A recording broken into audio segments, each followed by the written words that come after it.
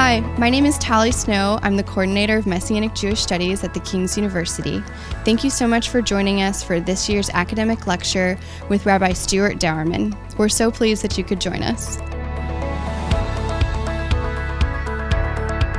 The King's University Messianic Jewish Studies program exists to train Jewish leaders in the Messianic community to be rabbis and teachers, as well as Christian leaders who are called to be bridges between the church and the Jewish people.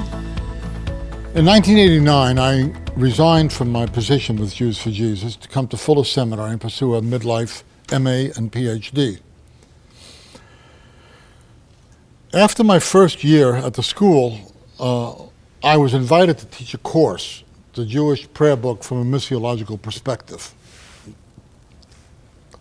It was to become the crucible in which I began forging principles and migrating towards an entirely new paradigm than the ones I've discussed.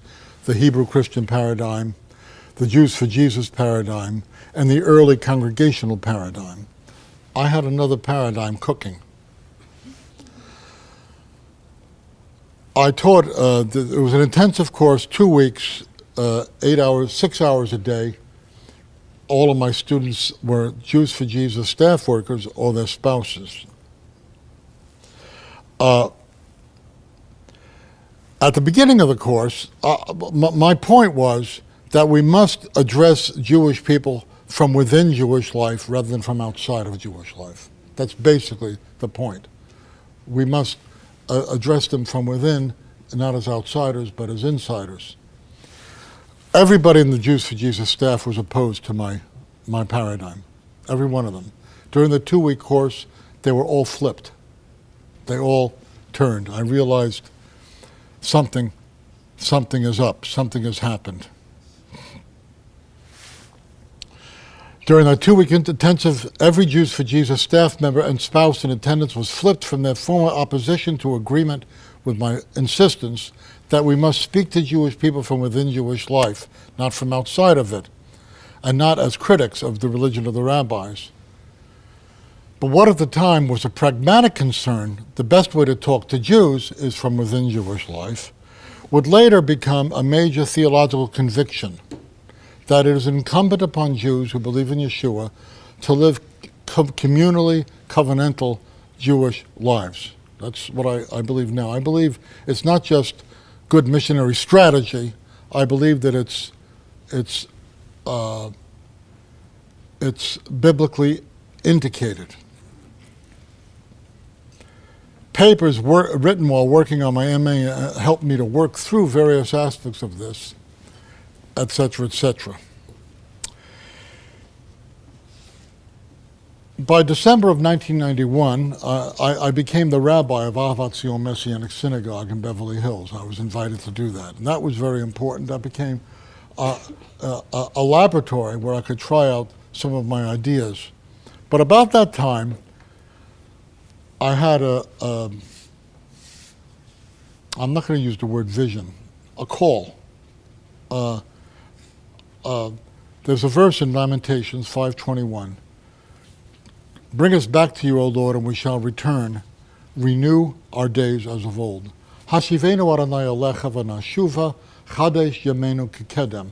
That's a verse that's used in the Torah service in the synagogue when the cantor is holding the Torah, and he says, and I remember this from my childhood, Hashivenu Adonai elecha v'nashuva Chadesh, Chadesh Yamenu, Chadesh Yamenu Kekedem. Gave me goose pimples when I was a kid. It was very emotional. Cause us to return to you, O Lord, and we shall return. Renew our days as of old.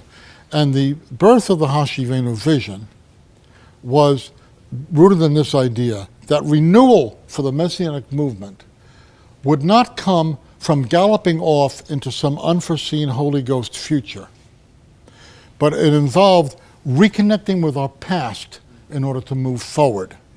That was the whole germ of the Hashivenu movement. I'm going to be speaking at Congregation Sukkot Shalom here in the Dallas area on Saturday. I'll tell them a little more about that. But this idea, you have to realize, I want you to understand how, now I wasn't trying to be a revolutionary. It was just an idea that God planted in my heart. And that progress, that spiritual maturation and spiritual progress did not come from forgetting the past. We needed to reconnect with our past to move forward into our future. It's like a tree. A tree can only grow tall if its roots go deeper. We needed to sink our roots deeper in order to grow tall. That was totally revolutionary, because it's different from forget the religion of the rabbis. It's different from, well, do the Jewish thing if that's your style, but don't get carried away. It's an entirely different paradigm.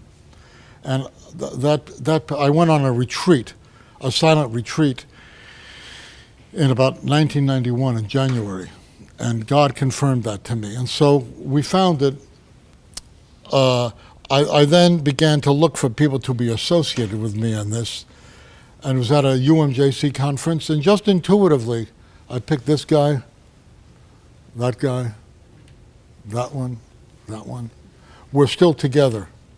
And it was a God thing. It was no stroke of genius on my part, it was just intuition, but we're still together. And here, you're familiar, no doubt, with the core principles of Hashivenu, but if not, let me give you 5 out of the 7 of them. Messianic Judaism is a Judaism, not a cosmetically altered Jewish-style version of what is extant in the wider Jewish community. Messianic Judaism is a Judaism with the categories of thought, categories of behavior, categories of identity, typical of Judaism. We're not just kind of Christianity with a tallis. Okay? Number 2, God's particular relationship with Israel is expressed in the Torah, God's unique covenant with the Jewish people. The Torah, Mark Kinzer talks about the Torah as Israel's national constitution from God. I think that's true.